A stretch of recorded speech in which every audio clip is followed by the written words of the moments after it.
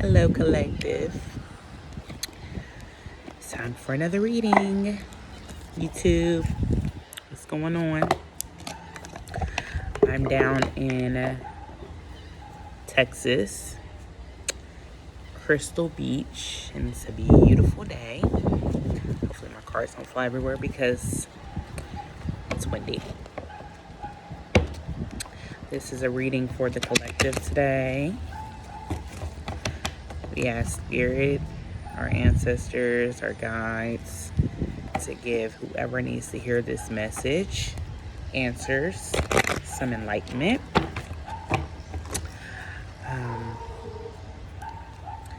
Show you the way. This might be for me too today. Actually, I want it to be for me too today. I need to know what I need to learn this week. Okay? This has been a trying couple weeks for me. So, let's see what we got going on here.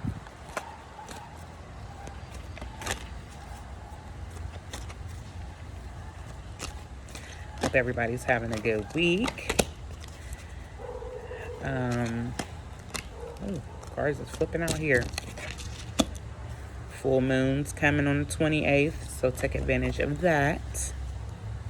It's going to be a powerful one, okay? Take advantage of that. Cleanse your energy, take a bath, get rid of people, start a new project, manifest, all that good stuff, okay?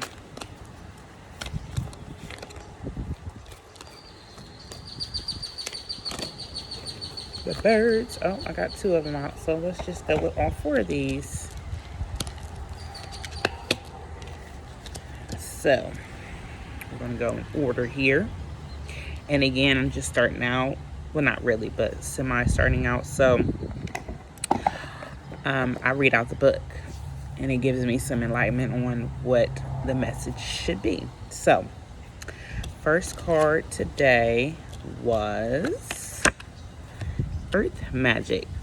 It's crazy because I was just talking about the full moon, taking advantage of that. But let's read about Earth Magic.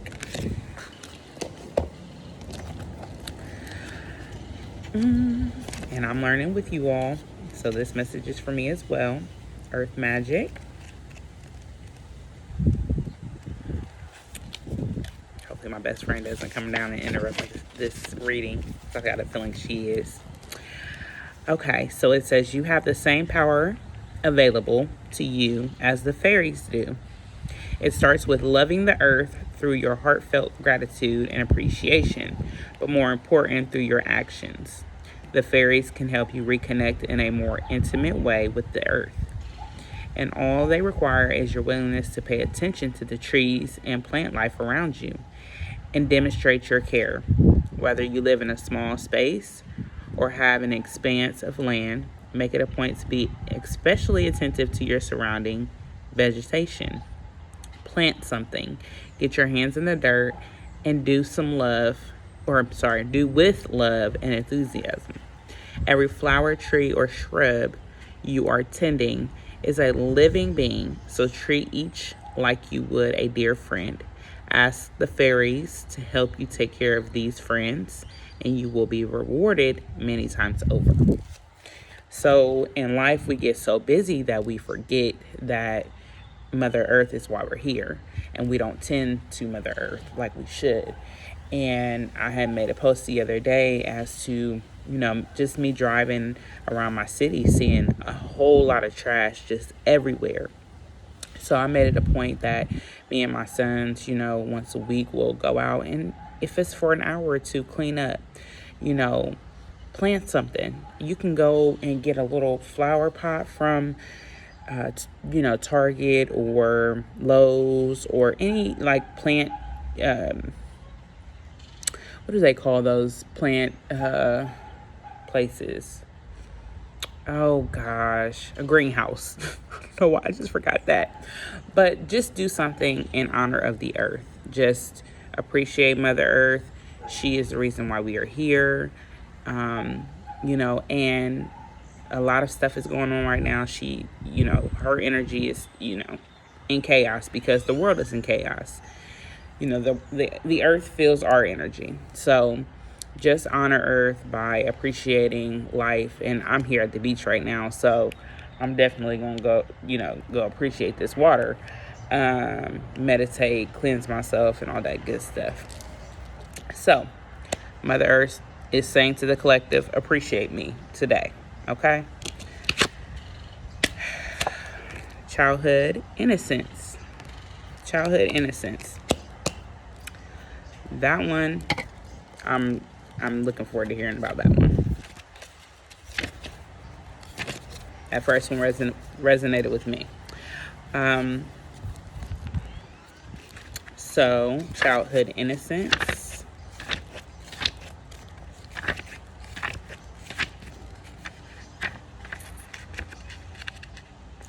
I can find the page. It says, innocence is not simply the lack of guilt or shame, but a quality in itself, one that you naturally possess when you first come into this existence. There are challenges you have faced throughout life that have further shaped your personality and character. You have also likely encountered moments following a disappointment or loss when you turned sour or cynical, and no doubt have had times when layers of anger or fear block the flow of your vitality, your life force. Yet, in spite of all of this, there is a core of innocence that you can reawaken by releasing any shame that has covered over the truth of who you are. Take any opportunity to heal this shame and let it go so you can revisit that state of purity. Doing so helps you see every moment with fresh eyes and removes the filter that inhibits your light and love from coming forth. You are truly a child of God, so allow yourself to be that. A lot of times, let me get this right. A lot of times, more than we would like, a child's innocence is taken away from them. And you may have had something bad happen to you at a young age. Someone may have taken your innocence. You may have had narcissistic parents. You may have had an abusive parent. The darkness likes to get the child while they are young, steal that light from them, because you have, more connection as a child. So whatever you went through as a child that has made you, fear life, fear love, not trust people, let it go. And not just let it go, but actually heal from that experience and heal your inner child, because a lot of us are just acting out from our inner child. Once you do that, you will experience life and see life in a different light. I promise you. I had to heal from a lot of inner child traumas, and I just see the world totally different now. And I'm still working on a few things, but I've done a lot of shadow work, and I've done a lot of inner child healing and released a lot. So just work on that and go back to your childhood. Write out what bothers you. Write out what happened and face that head on. And that goes back with the fairies card, because the earth will help you do that as well. Sit out in the grass, meditate, lay out in the grass, and ground yourself, because that energy is needed. You will need that force. So, next card, Spirit, is unfoldment, lotus flower. So, I'm assuming unfoldment will, align with this innocence, the childhood innocence. But let me read that one out loud to you. You all know what unfoldment means. So, let's see. 92.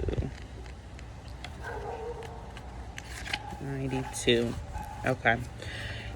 Your spiritual unfoldment is occurring at all times, whether or not you are aware of it or not. It is inevitable as long as you put your trust in the hands of the Creator, the one who holds the light. Like the lotus, your soul is always reaching for the light to fulfill its karmic destiny. But even in that process, there are periods of darkness and times to rest. It is a natural cycle, one that cannot truly be coerced or halted. It has an innate rhythm of its own, one that is unique to the being that you are now. You do not need to strive or be driven by spiritual ambition. It does no good to try and force growth upon yourself, or others for that matter. Allowing is the key here. Allow the place in you that naturally wants to follow the light to do so, while recognizing that even when you have complete faith, you will face challenges and occasionally suffering. Your steady faith and love will guide you on your journey of returning to the light. Ooh, that gave me the chills.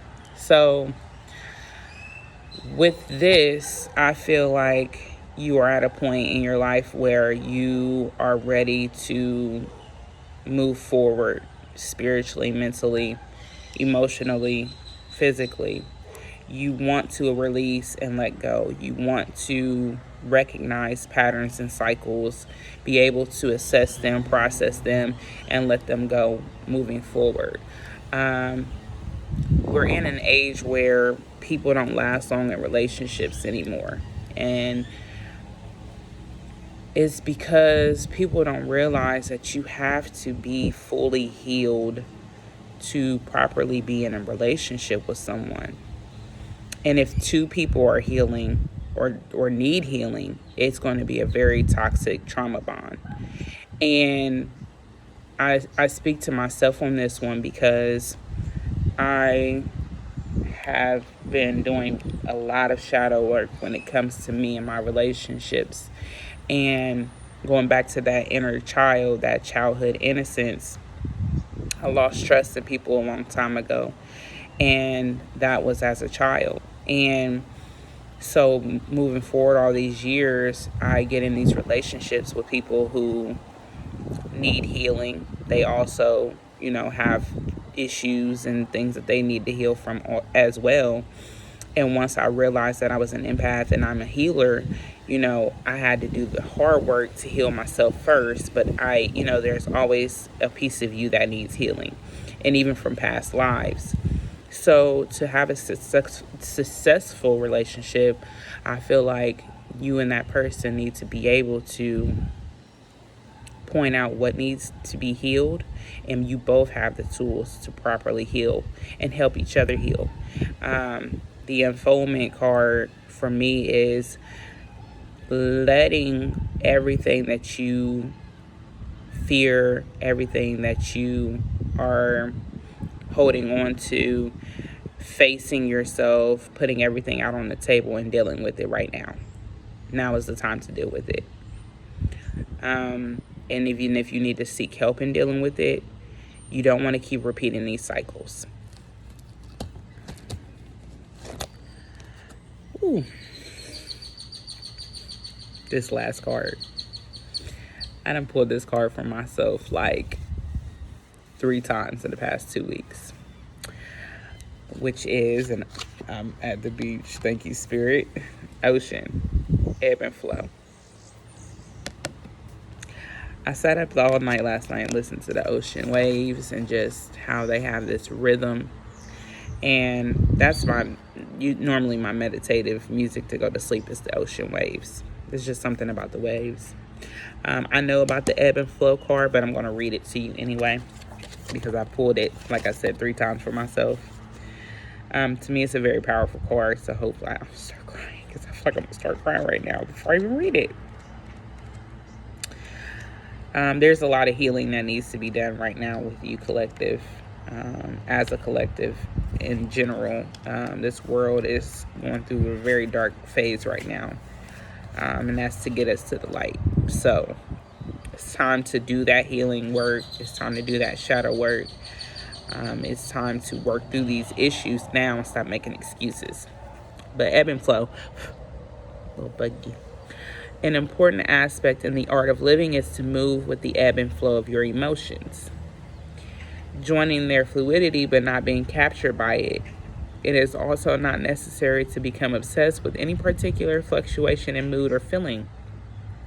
Told you I was gonna start crying because this card is like very, I don't know, get out of here, bug. It touches my heart a lot because I've been going through a lot of stuff emotionally. So let me read that again. An important aspect in the art of living is to move with the ebb and flow of your emotions, joining their fluidity but not being captured by it. It is also not necessary to become obsessed with any particular fluctuation in mood or feeling. Meaning, if you're feeling some type of way that day, feel it. If you want to cry that day, cry. If you want to be happy that day, be happy. If you're feeling like sulking, sulk.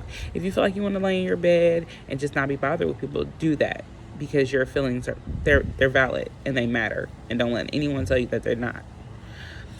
They are simply emotions, often activated in ways that are completely beyond your understanding. When you neither minimize nor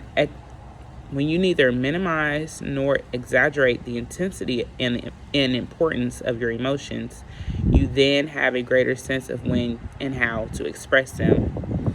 I'm getting ringing in my ear right now. You have been fighting the ebb and flow of your own feelings, denying your hurt, anger, or sorrow by either attaching yourself to one or the other and nurturing it as if you were nursing a child. Thank you, Spirit. Childhood innocence card. Or else smoothing over your feelings with more practiced responses that deny and hide what is going on beneath the surface of your expression. When you attempt to constrict yourself from experiencing your emotions, it is much like trying to stem the tides that grow even more forceful with every attempt humans make to control them. Allow yourself to swim with these variations rather than resisting them. I say, Spirit be playing with me sometimes, but allow your emotions to flow as you're doing your shadow work. Allow your emotions to take over you, but don't obsess over them. Don't ask why, and I do that myself a lot. Why am I feeling like this? Why? And then the answers are shown to me. And so just feel them, let them flow through you. We're shifting into a more feminine energy, thank God, because I had built this masculine guard up so bad that I didn't even realize I wouldn't let anybody in to touch my heart. And I've suffered from doing that. I have suffered, and I've had many, I don't want to call them failed relationships, but I've had many relationships end because of my strong masculine energy. And when you're dating women, because I date women, even with men, if you're dating men, you have to allow yourself to be vulnerable with that person. You cannot just operate and move off of masculinity. You have to have a balance. So with the ebb and flow card, allow your emotions to flow. Allow your emotions to be. Your feelings are valid. And don't let anybody tell you that they're not. Do not let anybody make you feel bad for how you are feeling, because a lot of stuff is unfolding right now for you. And you are going to go through a dark process right now. And that process is going to bring you so close to yourself that you won't even look at people the same. Like I said earlier, you're going to experience life in a different way. This child needs to be brought forth. You need to pay attention to your child, your inner child, because they're telling you something. And at the end of the day, just appreciate the earth, because that's where we live. I love y'all. I want y'all to have a great day, because I'm about to go to the beach and check out these waves. Okay?